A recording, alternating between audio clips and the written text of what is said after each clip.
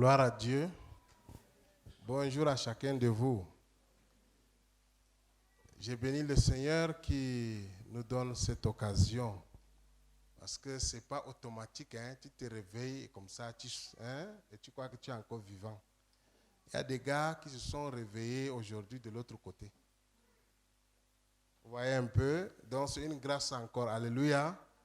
Certainement, si moi je suis encore devant vous, c'est qu'il y a quelque chose que je dois faire. Je n'ai pas encore terminé. Amen.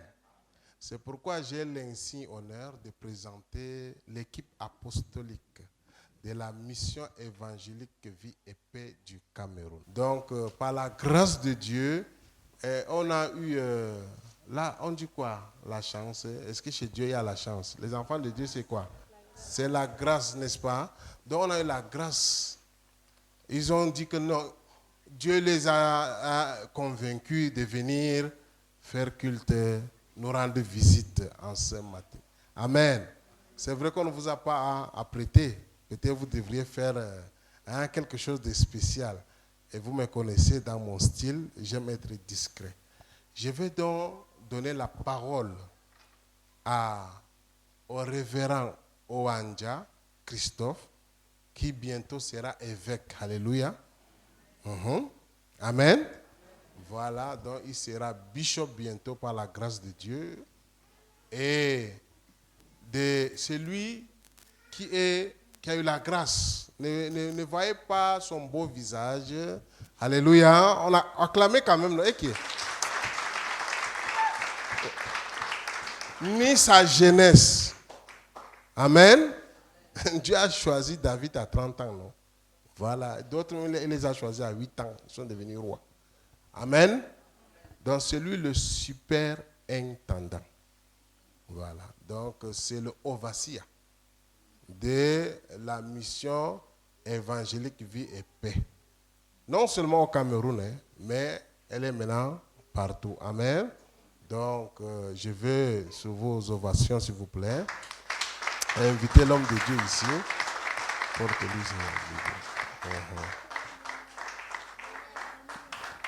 Il aura tout le temps de se présenter. Il est assez âgé.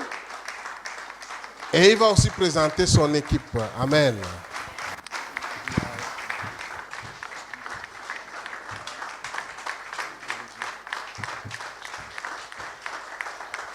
Alléluia. Je n'étais pas entendu acclamer. Acclame très fort pour le Seigneur Jésus.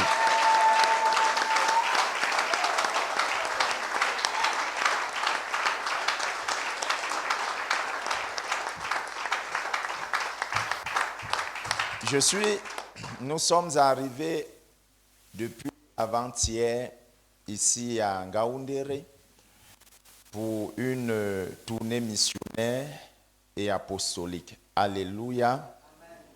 Et hier, c'était tellement beau et merveilleux la réunion des serviteurs et des hommes de Dieu que nous avons tenue. Et le programme prévoyait qu'aujourd'hui, il devrait avoir une visite apostolique de la mission évangélique avec son équipe chez vous. Amen. Mais quelque chose s'est passé entre minuit et 5 heures. L'ennemi est venu attaquer ma personne et je n'ai presque pas dormi de la nuit. Il s'agissait probablement par une indigestion. Amen. Et vous voyez, ce n'était pas facile.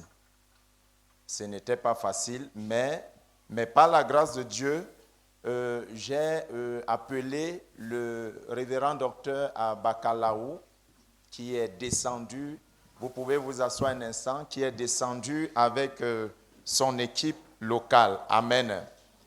Ils ont prié et je viens témoigner ce matin que je suis en vie.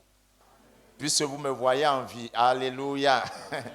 C'est parce que je suis en vie, comme le docteur disait, que beaucoup ont dormi hier, mais n'ont pas vu aujourd'hui. On peut dormir, mais c'est une grâce de se relever. Amen. Hier, nous nous sommes séparés personne n'envisageait, ne prévoyait qu'aujourd'hui, au petit matin de 5 heures, je devais me retrouver dans un centre hospitalier où j'ai pris une perfusion. C'est pourquoi vous me voyez, je ne peux pas bouger trop le corps. Amen. Mais la perfusion et avec les prières des hommes de Dieu, en l'occurrence le révérend docteur, je suis debout. Amen. Et l'ennemi a encore mordu la poussière. Pour cela, je voudrais qu'on prenne un cantique qui est pour moi une façon de dire merci au Seigneur pour ce qu'il m'a vu. Il m'a permis de voir ce jour. Amen. Ce matin, je ne suis pas... Je suis avec l'équipe administrative et apostolique de la MEVIPAC. Donc, dans l'équipe administrative et apostolique, je suis accompagné du président de la Ligue des Églises. Mais avant les présentations, permettez-moi de vous dire un peu qu'est-ce que c'est que la mission évangélique Vie et Paix du Cameroun. Alléluia. Et surtout la grande vision que le Seigneur a orientée pour ces dernières décennies. Amen. Donc, la mission évangélique Vie et Paix du Cameroun, en abrégé MEVIPAC, est une association religieuse reconnue par décret présidentiel numéro 98 de novembre 98. Alléluia. Alors, il a plu au Seigneur de nous accorder ce document, mais nous avions toute autre pensée, parce que voici, il n'est pas évident, il n'est pas facile d'aller à la présidence et prendre un décret présidentiel pour la communauté évangélique. Parce que c'est des cercles qui deviennent un peu vicieux. Amen. Donc, pour ceux qui sont des évangélistes, des missionnaires, ils savent que aujourd'hui, ce n'est pas facile. Si tu n'appartiens pas à des clans, des loges, des choses compliquées, tu n'es pas le bienvenu. Amen. Donc, le Seigneur a touché les cœurs de ces personnes depuis la présidence qui nous ont donné le papier. Alors, la MEVIPAC pouvait s'en déroger, n'est-ce pas, les avantages seuls. Nous pouvions dire que nous n'affilions pas des églises, tout comme certaines associations comme le Plein Évangile, l'église apostolique. Là-bas, il n'y a pas une affiliation des églises. Donc la MEVIPAC pouvait également dire que nous n'affilions pas. Donc nous avons nos églises MEVIPAC, nous n'affilions pas. Mais dans le souci de l'expansion de l'évangile, amen, dans la soif de voir les âmes être gagnées pour Christ, nous étions conscients que si nous essayons de quadriller, de boucler, de cerner la MEVIPAC dans le seul but des intérêts personnels aux membres de la MEVIPAC, ceci ne permettra pas l'épanouissement du royaume des cieux, d'où la grande commission qui est de gagner les âmes. Alléluia. Alors notre stratégie s'est donc tournée vers des églises que nous avons affiliés, que nous avons fait des accords de partenariat. Amen. Et la communauté chrétienne sort de l'exception, comme je le disais encore hier. Elle fait partie de la seule église affiliée MEVIPAC qui a les pleins pouvoirs comme une église intégrée à la MEVIPAC.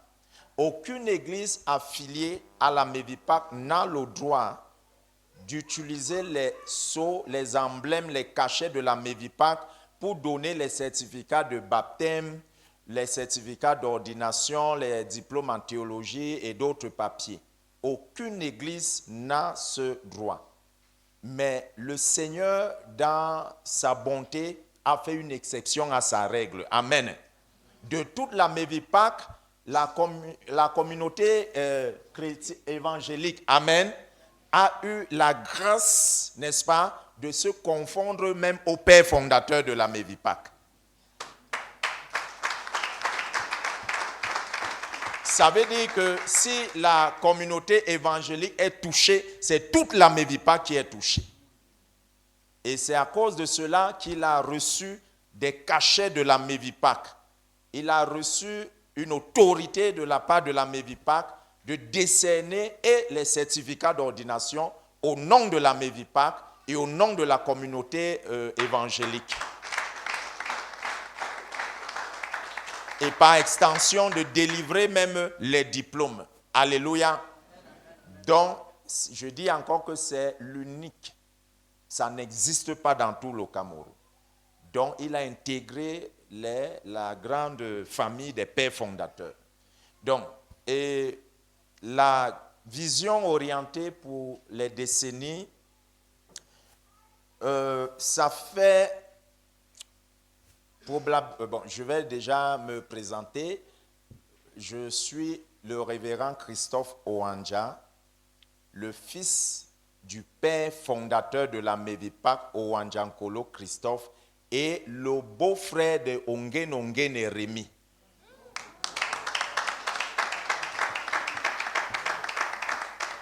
Donc, Ongen Ongen Rémi a épousé ma grande sœur. Celle que vous connaissez, Ndomo Marguerite Edwige, c'est ma grande sœur, même père, même mère. Amen. Donc, après la mort des pères fondateurs, en l'occurrence de mon papa, il a fallu que le Seigneur permette que, il y a de cela moins d'un an, que je prenne les créneaux de la superintendance. Et pendant que j'étais un peu comme Jonas qui refusait cette commission parce que je pensais plutôt faire dans l'entrepreneuriat, faire dans les affaires. Et en passant, je suis également chef d'entreprise. Amen. Je suis partenaire des brasseries du Cameroun. Donc, j'ai orienté, selon que le Seigneur m'a donné la vision, de penser à quelque chose qui manquait à l'Église. Amen. Le fait que je devenais têtu comme Jonas, vous voyez, Jonas fuyait Ninive parce que tous les prêcheurs, les prédicateurs qui sont allés là-bas, Ninive les tuait, les sacrifiait. Donc une fois que l'Éternel a dit à Jonas, va à Ninive, Jonas a dit que je n'irai pas mourir. Mais lorsque Dieu jette son dévolu sur toi, que tu le veuilles ou pas, tu vas faire. Amen. Donc, plein dans mes affaires, à l'époque, je faisais dans le placement du personnel en entreprise. Donc, je plaçais le personnel. J'avais pas moins de 200 personnes en entreprise. Donc, je tournais dans des chèques. Par mois, j'avais au moins 30 millions de francs CFA. Mais le Seigneur m'a ramené à la Mevipac et a même bloqué cette activité. Il m'a dit, va redresser la Mevipac. Amen. J'ai tellement résisté au point que de chef d'entreprise, je me suis retrouvé en train de conduire la moto pour vivre de la moto. Vous voyez à quel point le Seigneur peut envoyer un poisson géant t'avaler. Oui, il t'apprivoise. Et là, j'ai dit, j'ai compris. Et lorsque je suis arrivé, j'ai dit, Seigneur, je fuyais en fait la Mevipac parce que j'ai comme l'impression que tous les pasteurs pentecôtistes des églises réveillées là sont pauvres. Même celui qui a même la voiture là, parfois il tombe en panne sèche. J'ai dit, mais Seigneur, est-ce que c'est comme ça qu'on va finir?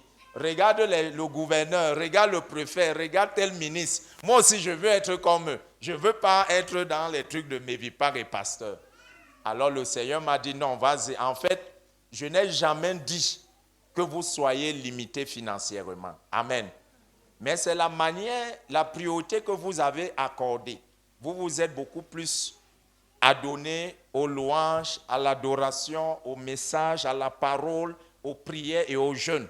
Mais il y a un point que vous avez négligé, c'est l'entrepreneuriat à l'église. Le Seigneur m'a dit, va et je te donne ce mandat. Dis-leur d'entreprendre. Parce que l'entrepreneuriat commence par vendre de l'eau. L'entrepreneuriat commence par peler les oranges. Et comme le Seigneur n'est pas un magicien, et la manne ne tombera pas du ciel, L'argent ne tombera pas du ciel. Donc, le Seigneur est le meilleur blanchisseur d'argent. Amen. Donc, il a besoin de tes oranges pour que tu deviennes millionnaire. Oui, oui. C'est le meilleur blanchisseur. Il a besoin de ton eau glacée pour te bénir et que tu deviennes millionnaire. Mais le fait de ne rien faire, après l'église, de rentrer dormir, de ne même pas faire les champs, même pas l'élevage et rien, même le Seigneur est dépassé parce qu'il cherche à te bénir. Oui, il cherche à te bénir. Vous voyez, lui-même, il prie lui-même au ciel pour lui-même. Que ouais, qu'est-ce qu'il peut faire que ma fille ici commence à élever les poulets et les cabris? Alléluia. Donc, ça, c'est le mandat que j'ai reçu. Et ça fait exactement 10 mois que je suis à la tête de la Mevipac. Et en 10 mois, j'ai voulu prêcher par l'exemple. J'ai mobilisé les partenaires et moi-même. Nous avons mis à Douala, puisque Douala est quand même le siège. Hein, la bonne charité commence par le siège. Donc, à Douala, nous avons construit un centre de santé moderne pour la Mevipac. Et lorsque je parle de centre de santé moderne, je dis qu'il y a tous les appareils de laboratoire, y compris d'échographie. La délégation régionale de la santé publique est descendue. Eux-mêmes, ils étaient dépassés. Qu'ils n'ont pas vu un centre de santé équipé comme ça et très organisé. Et comme il est question de développer les activités, nous avons créé déjà les écoles. Nous sommes aujourd'hui à 3 écoles.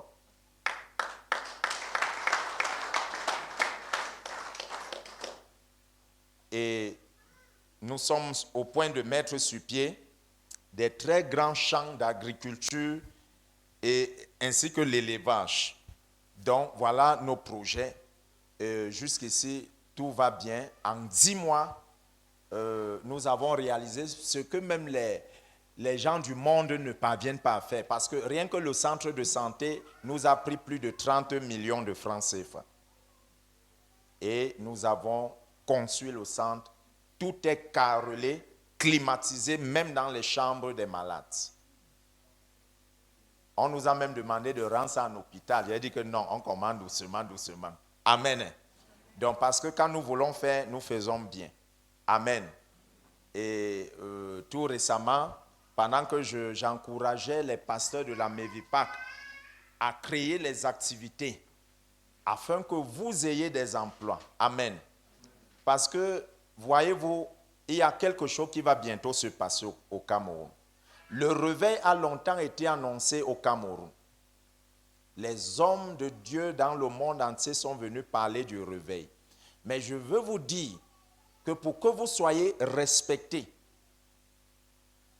même Jésus-Christ a dit dans Marc 10:30 que si, à cause de moi, vous perdiez dans ce siècle, vous laissez vos parents et tout ça, vous allez recevoir cela au centuple. Donc, ce que je veux vous dire, c'est que le Seigneur, quand vous êtes venu au Seigneur, vous êtes bénis au centuple. Maintenant, le problème, c'est d'entrer à l'action et à la matérialisation. Amen. Donc, j'ai encouragé les partenaires. Nous avons mis sur pied ces projets. Et je vais bientôt voyager pour l'Ouganda. Donc, à l'Ouganda, comme le révérend docteur a bien dit, je m'en vais à l'Ouganda également pour soutenir ma thèse en doctorat, pour devenir docteur en théologie. Donc, pour suivre grand frère. C'est un aîné, presque professeur. Est-ce qu'on peut acclamer pour...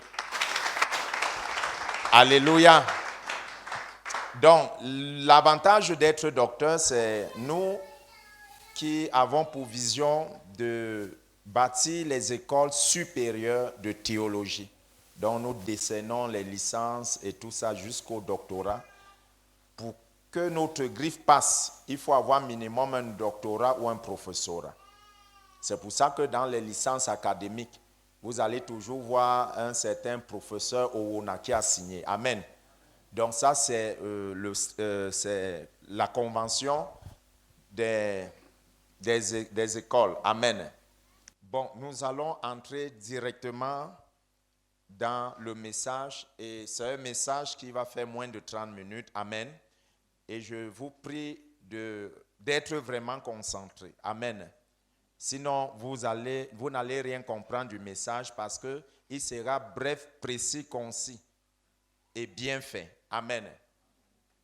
Donc, la question qui est le thème que je peux te poser ce matin, c'est quel est le fruit que tu apportes dans la maison du Seigneur? Jésus-Christ nous pose cette question. Allons dans le livre de Jean, chapitre 15. Nous allons lire du premier verset au verset 8. Jean chapitre 15, du premier verset au verset 8, je lis. « Je suis le vrai cep et mon Père est le vigneron. Tout sarment qui est à moi et qui ne porte pas de fruit, il le retranche, et tout sarment qui porte du fruit, il l'émonde, afin qu'il porte encore plus de fruits. Déjà, vous êtes purs à cause de la parole que je vous ai annoncée. Demeurez en moi et je demeurerai en vous.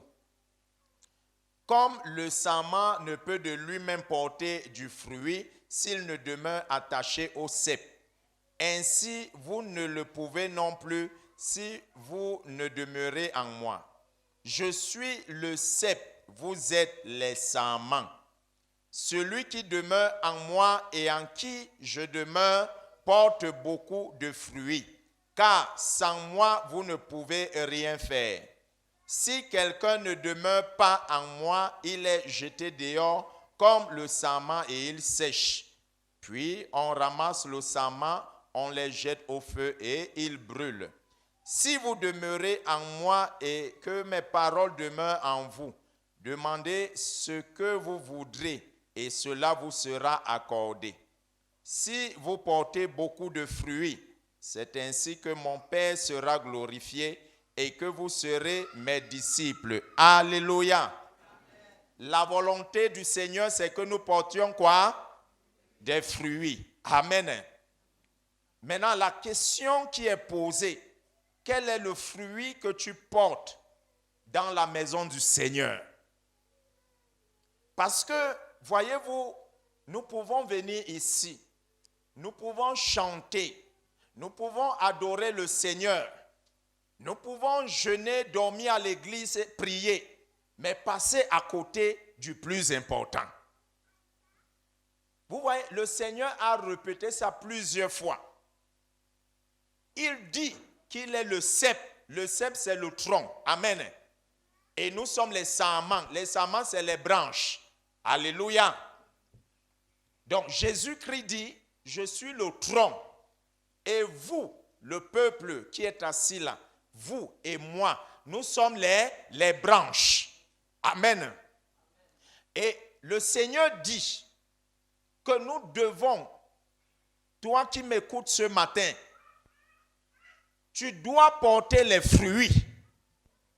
Il dit que si tu ne portes pas les fruits, son Père, donc Dieu, amen, qui est le vigneron, qui est le bûcheron, viendra couper la branche que tu es, te jeter au sol pour que les intempéries, il pleuve sur toi, le soleil frappe, tu sèches bien et qu'ensuite il te ramasse et il te brûle dans le feu.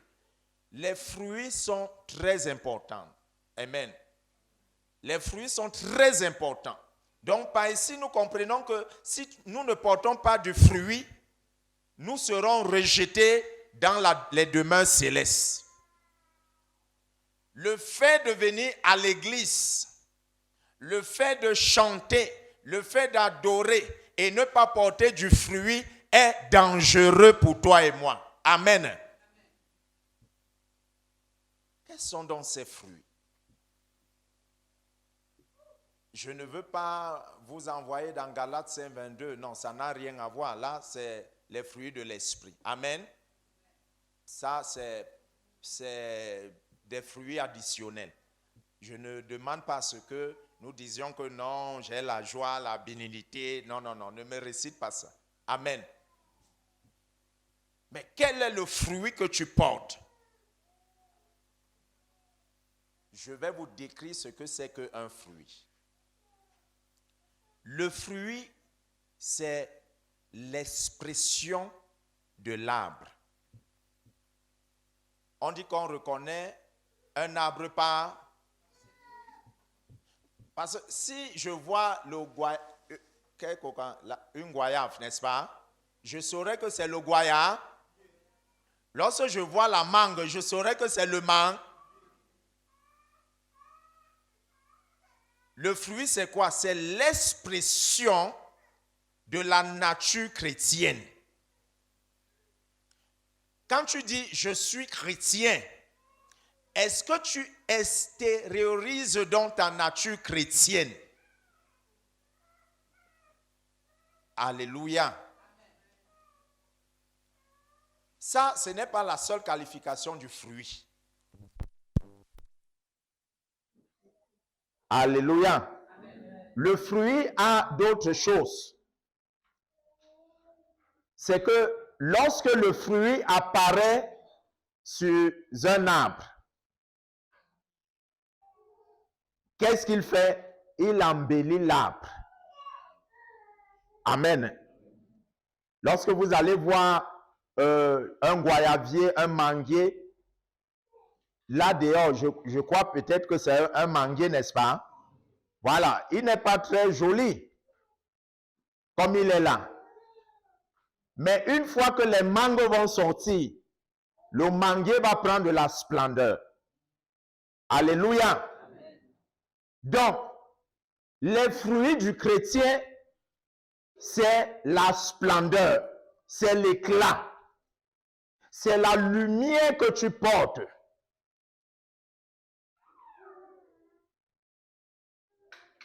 Jésus a dit, nous sommes la lumière du monde. Amen. Donc, la lumière du chrétien, c'est le fruit du chrétien. Est-ce que quelqu'un me note ce matin? Et ça, ce n'est pas la seule nature du fruit. Il y a plusieurs types de fruits. Il y a les fruits sucrés, les fruits acides, les fruits amers. Il y a même les fruits sans saveur. Maintenant, en fonction du type de fruit, convergent quoi? Les oiseaux, les chauves-souris, les animaux. Si c'est un goyavier qui est sucré, vous allez voir que les chauves-souris et les oiseaux vont, n'est-ce pas? Si c'est un manguier, vous allez voir que les oiseaux vont, en fonction de la qualité du fruit, sont attirés les oiseaux. Donc, l'un des fruits du chrétien également, c'est sa qualité. Et la qualité, c'est quoi? Jésus-Christ a dit, en quelques lieux où se trouvent les corps, là s'assemblent. Amen. L'un des fruits du chrétien, c'est le corps. Mais pas le corps que nous portons. Quand il parlait du corps, il parlait d'un corps mort. Amen. Parce que si tu es vivant, les animaux ne vont pas venir, ils vont te fuir. Mais lorsque le corps est inerte et en décomposition, les vautours viennent. Donc, un chrétien ne doit pas être vivant quant à la chair.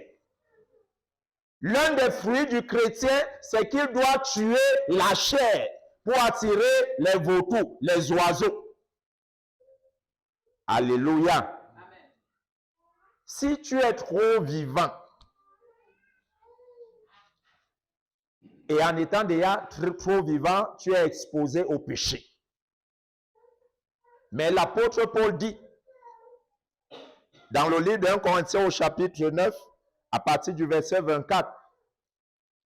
Ne savez-vous pas que tous ceux qui courent, courent tous, mais un seul remporte le prix? Ne savez-vous pas que ceux qui combattent s'imposent de toutes sortes d'abstinences et le font pour remporter une couronne incorruptible?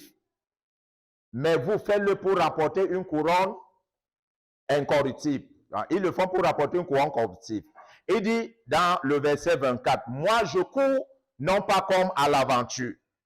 Je frappe non pas comme battant de l'air, mais je tiens à assujettir mon corps.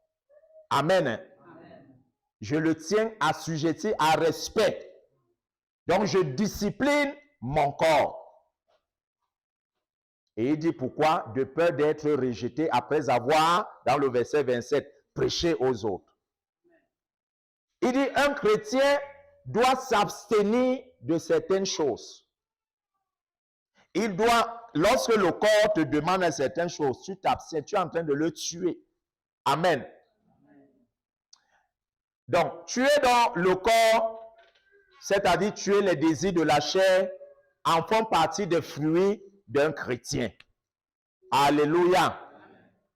Parce que à quelques lieux où sont les corps s'assemblent, les vautours. Amen.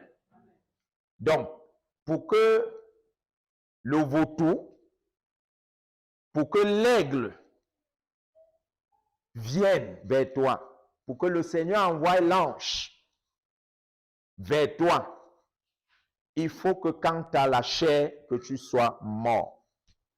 Que tu tues les désirs de la chair. Amen. Une autre qualité du fruit, c'est que le fruit s'exprime également par une couleur. Et la couleur est l'expression du fruit. Généralement, le fruit a 3 ou 4 étapes. Il y a l'étape vert. On dit le fruit n'est pas mature, n'est-ce pas? Il y a l'étape jaune ou rouge. On dit que le fruit devient déjà mature. Et il y a aussi l'étape noire. On dit le fruit pourri. Donc, à chaque étape de l'expression de la couleur du fruit, on peut savoir si le fruit est immature, mature ou pourri. Donc, un fruit qui n'exprime pas sa vraie nature n'est pas bien exploité. Donc, un chrétien qui cache sa vraie nature, aujourd'hui, il est en veste, elle est bien habillée, très jolie, mais demain, elle est notre habit dehors. Alléluia. Bon, en faisant comme ça, celui qui doit déguster le fruit, ou alors celui qui contrôle le fruit, le berger principal de l'église, ne peut donc pas savoir les conseils à te donner. Parce que ici, tu caches ta vraie identité.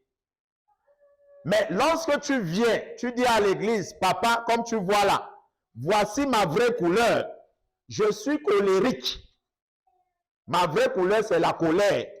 En ce moment, le papa de l'église saura quelle solution, quel remède te donner. Alléluia. Lorsque tu lui dis, comme tu vois là, voici ma situation. J'ai peut-être engrossé une fille dehors. Lorsque tu es vrai, tu lui donnes la vraie nature de ta couleur, il saura quoi faire.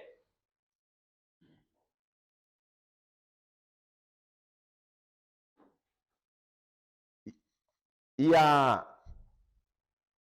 l'un des nôtres dont je vais taire le nom, mais c'est l'un de nos pasteurs à la Mevipac. On nous a appelé à la direction qu'il est gardé en cellule. J'ai dit, mais un pasteur ne me pas gardé. Non, ça, même si c'est comment. J'ai donc envoyé une délégation là-bas. Donc, la délégation est arrivée. Avant même que la délégation n'arrive, le pasteur m'avait appelé depuis la cellule pour dire que non. Comme vous voyez là, on m'accuse pour rien. C'est le diable qui fait tout ça. Le diable veut détruire mon ministère.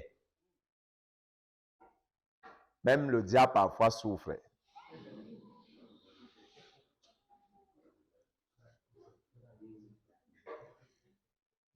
Lui-même souffre.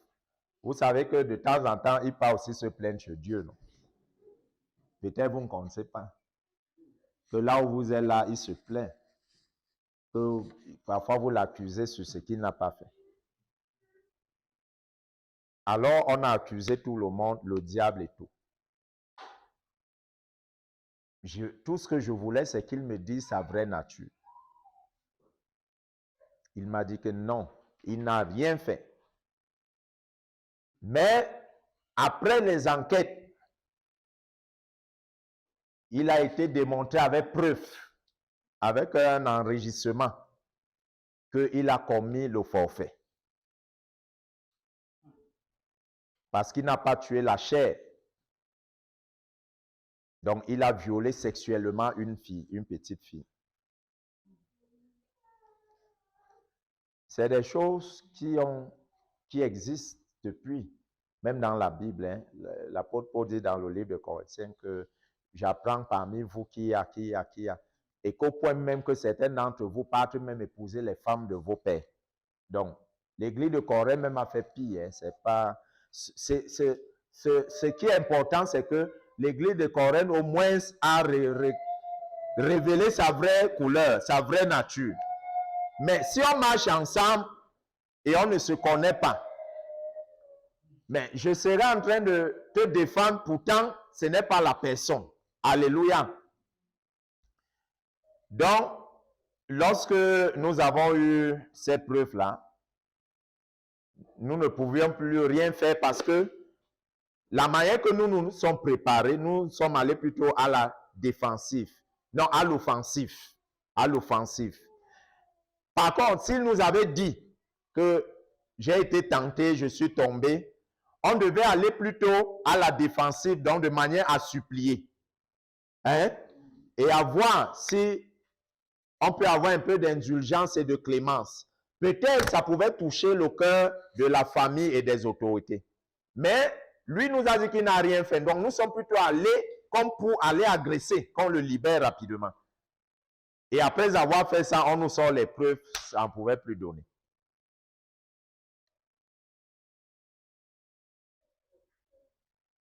Ça, c'est les formes des fruits. Et là, il y a une autre forme de fruit que le Seigneur a parlé dans le livre de Matthieu au chapitre 25. Parce que, regardez bien, dans Jean 15, il dit que la branche qui ne porte pas de fruits sera jetée au feu. N'est-ce pas? Dans Matthieu 25, sur la parabole des talents, il dit que celui qui avait reçu un seul talent et qui n'a pas travaillé ce talent-là a été également jeté dehors. Alléluia. Allez lire Matthieu 25. Il a été jeté. Ça veut dire que pour le Seigneur, pour être jeté dehors, il faut porter des fruits, il faut multiplier son talent. Est-ce que quelqu'un me comprend? Lorsque tu étais dans le monde, on te connaissait comme une grande couturière, une femme entreprenante. Tu fabriquais les détergents, tu mettais dans les boutiques, tu fabriquais le savon, tu faisais beaucoup des mèches et des greffes, tu vendais. Mais dès que tu es arrivé dans cette église, tu ne fais plus rien. Tous tes problèmes, c'est le pasteur qui doit résoudre. Je veux te dire que toi, que le Seigneur a donné un talent, qui est soit de coudre les habits, soit de fabriquer les produits détergents et tout ça, soit de jouer aux instruments de l'église, soit de préparer, et tu n'exerces pas ce talent, c'est très dangereux pour toi. Est-ce que quelqu'un m'écoute ce matin? Le fait d'être à l'église ne veut pas dire que le Seigneur va envoyer la manne pour te nourrir ou que le pasteur est plus béni que toi. Aujourd'hui, les chrétiens ont poussé les pasteurs à aller travailler. Mais au début, ce n'était pas le cas. Dans la volonté parfaite du Seigneur, dans les 12 tribus, il a dit une tribu qui sont les Lévites.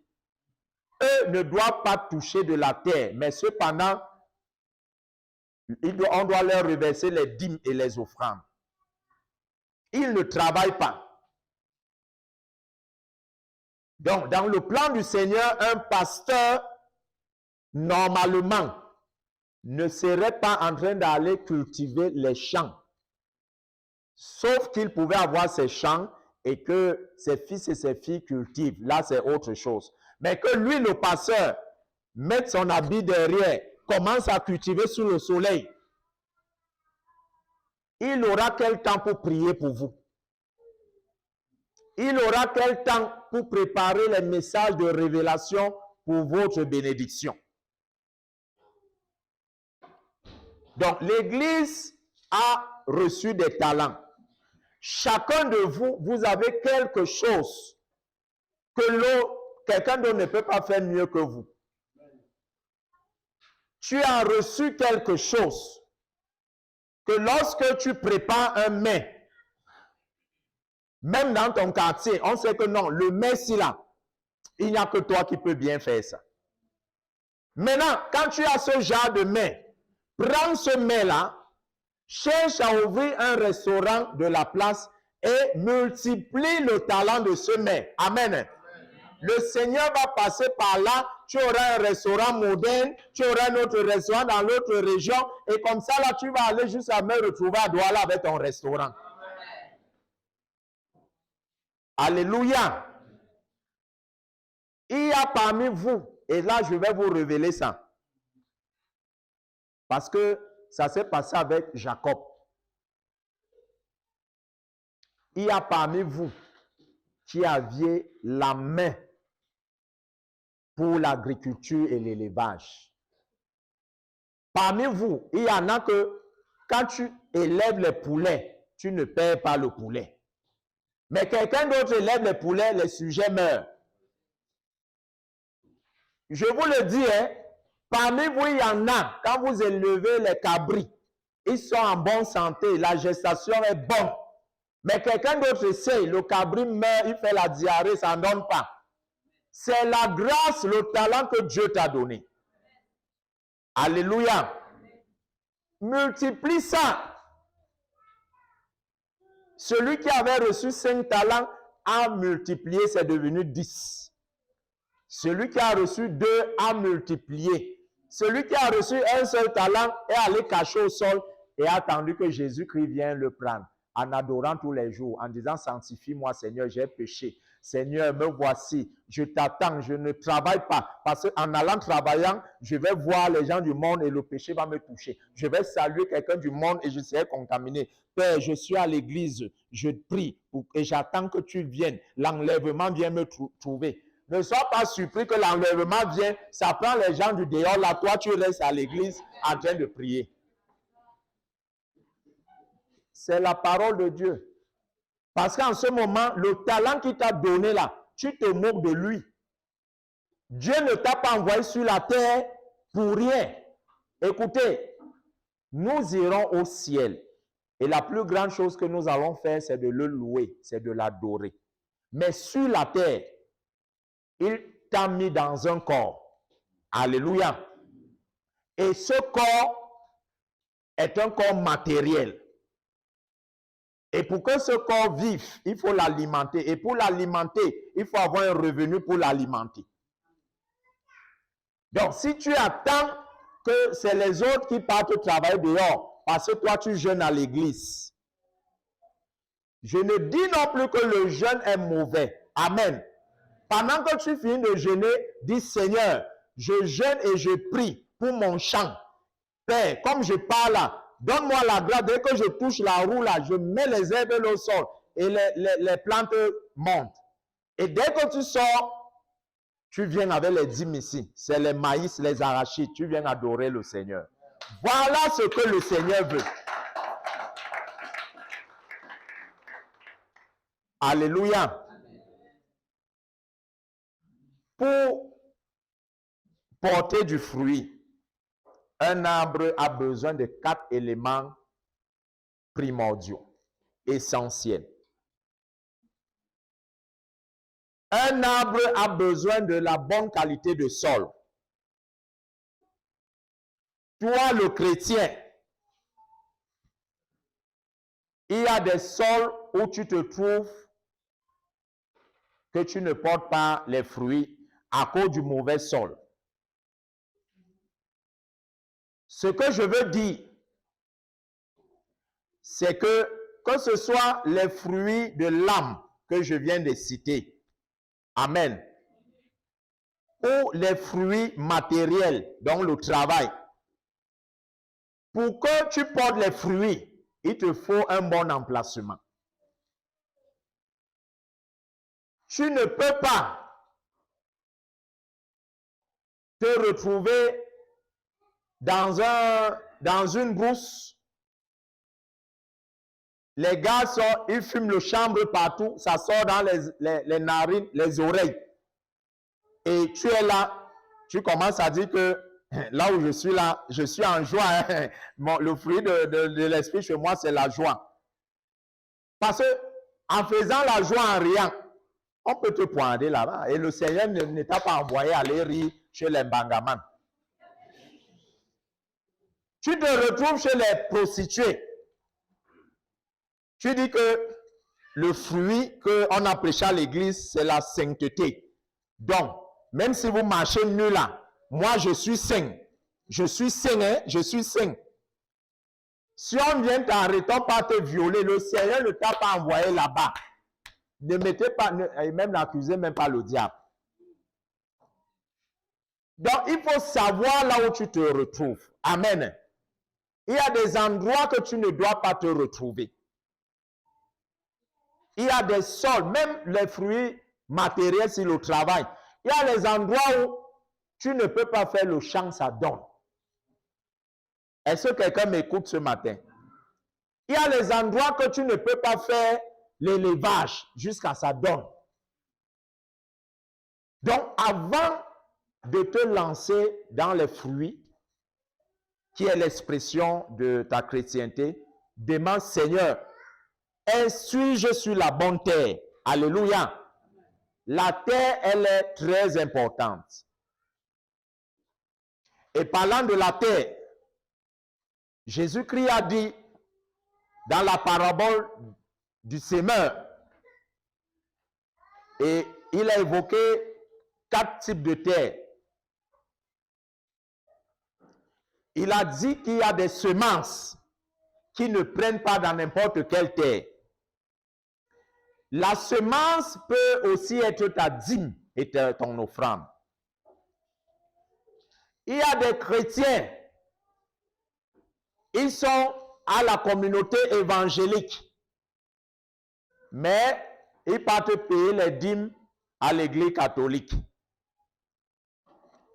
à l'orphelinat. Après, il dit que non, Dieu m'a dit que c'est là-bas. Tu es à la communauté évangélique. Le Seigneur t'a donné un leader, un père, pour t'émonder. pour te tailler, enlever les ronces et tout ce qui te nuit. Mais une fois que le fruit sort, tu pars le donner ailleurs. Là où tu jettes ton fruit, ta semence-là, si ce n'est pas une bonne terre, tu peux perdre ton activité.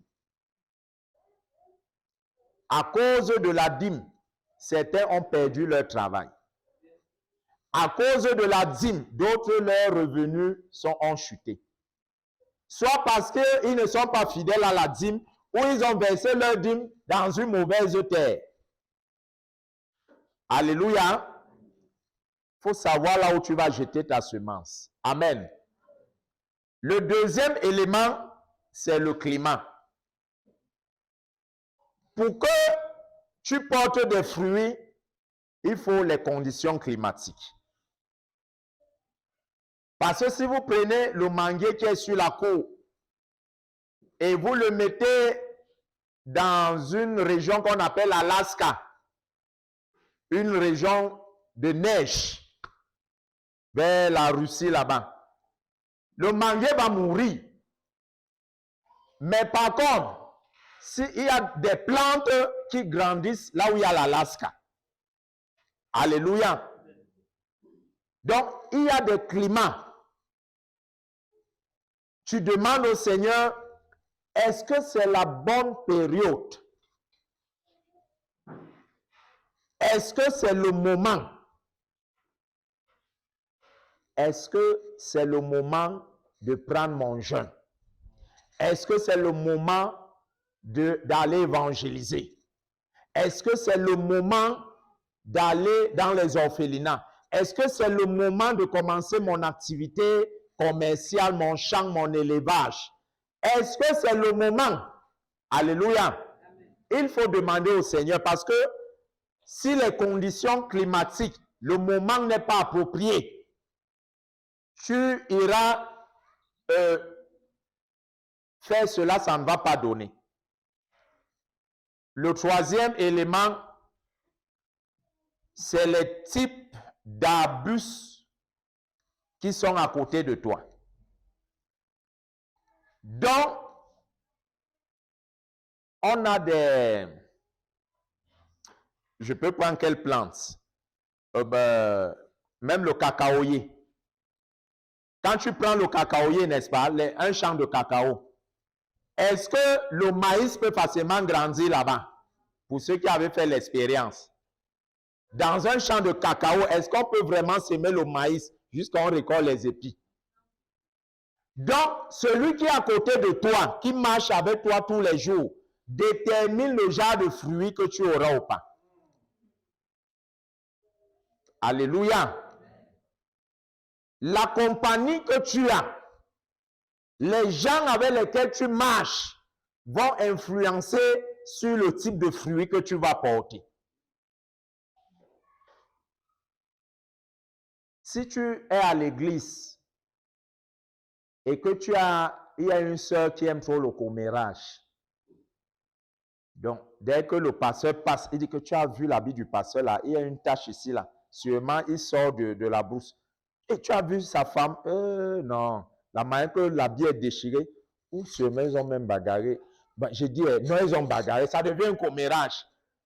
Après, il dit que tu as vu le frère Roland qui était ici. D'habitude, quand il met ses lunettes là, ses lunettes sont bien droites, mais cette fois-ci, il a mis ses lunettes sur le nez.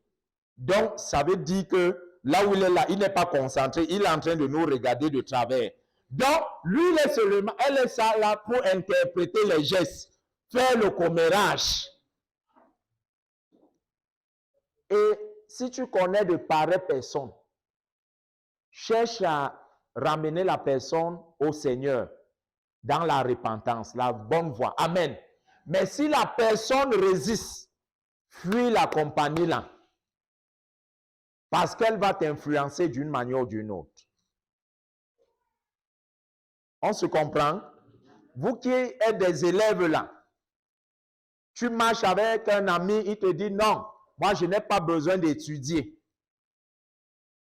Et toi aussi tu n'étudies pas. Parce qu'il t'a dit qu'il n'a pas besoin d'étudier. parce que le pasteur a prié ou bien a parlé dans sa vie que l'année-ci, tu vas avoir ton examen. Et comme il a dit que l'année-ci, j'ai mon examen, je n'ai pas besoin d'ouvrir le cahier. Donc, les pareils amis, non seulement va très mal échouer, mais si tu l'écoutes, toi également, tu vas échouer. Amen. Donc, un dernier point, et c'est par là que nous finissons, il y a également le type de pollinisation. Pour qu'un arbre porte de bons fruits, il lui faut une bonne pollinisation. Et il y a un type d'insectes là, qu'on appelle les abeilles. C'est eux qui font là. Et puis les abeilles, qu'est-ce qu'ils font? Quand ils viennent, toi qui tu es un homme, ils te piquent, n'est-ce pas? Parfois, ils passent sur la plante. Ils sucent bien la plante. Alléluia. L'abeille ici représente les persécutions.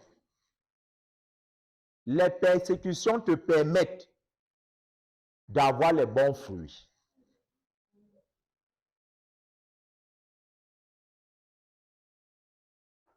Est-ce que vous me comprenez? Ouais, papa, comme tu vois là, le bailleur là, il dit qu'on va quitter. Il nous a seulement donné 3 jours. Je ne sais même pas quoi faire. Ouais, papa, vraiment, je t'avais dit la dernière fois que mes enfants les a mis dehors. Ouais, tu vois, on avait pris un moment de jeûne et de prière, mais ça s'empire seulement. Voilà, mon mari, il allait faire l'accident sur la moto. Voilà, il est à la maison. Papa, je ne sais pas. Quel genre de Dieu même qu'on sait? Mais on a déjà pris les jeûnes et les prières. Fais très attention. Parce que plus tu es persécuté, c'est en ce moment que ta bénédiction est proche. C'est pour ça que Jésus-Christ a dit qu'il n'y aura personne, après avoir quitté son père, sa mère, ne reçoit tous au centuple avec quoi? La persécution. La persécution, lorsque tu la traverses, te permet d'atteindre les hauteurs. Amen. Parce que si à l'école, les épreuves qu'on vous donne à l'école là, sont comme une persécution pour un enfant qui veut comprendre et ça le menace, il fait des nuits sans dormir. Mais à la fin de ces épreuves-là, il a le diplôme, il traverse cette classe-là et il devient meilleur. Amen. Donc les persécutions, les épreuves sont là pour te rendre plus meilleur, pour te polir. Alléluia. Il y a eu dans la Bible, dans le livre de Actes 9, 36, une femme qui s'appelait Tabitha, encore connue sous le nom de Dorcas. Après avoir écouté les enseignements que je viens de donner, a pris sa machine et elle a commencé à coudre les habits. D'autres, elle vend aux gens du monde, mais pour l'église, elle donne cadeau. Elle tournait comme ça, elle tournait comme ça. L'église était contente, tout le monde était habillé. Elle a mis en valeur son talent. Et le jour que l'ennemi, enfin le diable, comme c'est tout ce qui est mauvais, c'est lui, est venu toucher sa vie. Dorcas est décédé. À cause des habits de Dorcas, le Saint-Esprit a décidé de la ressusciter. À cause de tes actions à l'église, le Saint-Esprit te ressuscite. Alléluia. À cause des actions, donc, ne sois plus sédentaire, ne sois plus assis. Lève-toi. Amen. Lève-toi et mets-toi en action. Qu'est-ce que l'église a besoin? Dans l'église, il y a peu de personnes qui ont des emplois. Moi, le Seigneur m'a donné la grâce, je veux parler de toi, de faire dans l'entrepreneuriat. Bon, je peux proposer un commerce aux gens de l'église. Mets-toi en action. À cause de tes œuvres, le Saint-Esprit te protège et te couvre. Amen. Alléluia. Est-ce qu'on peut se mettre debout?